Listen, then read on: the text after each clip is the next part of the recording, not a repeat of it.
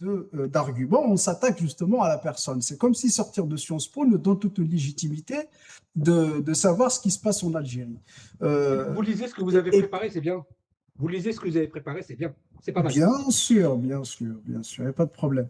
Je disais que quand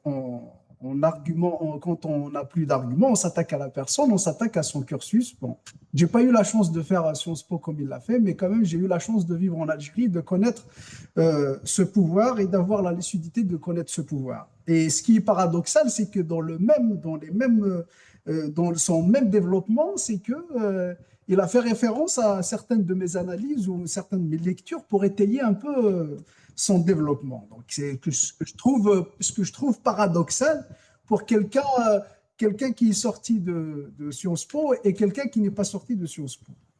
Maintenant, pour répondre à votre question à Adel, euh, la comparaison que fait le pouvoir algérien par rapport justement aux élections, c'est vrai, il y a certaines élections dans les pays les plus développés, effectivement, où on constate une abstention record, notamment ici en France, si on prend la France comme exemple.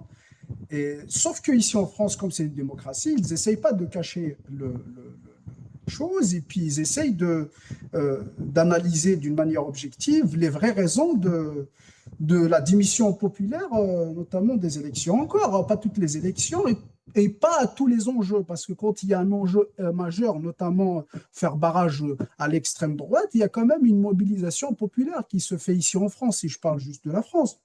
Donc, en gros, tout dépend l'enjeu, tout dépend les élections, et tout dépend l'enjeu en fonction des élections. Et voilà.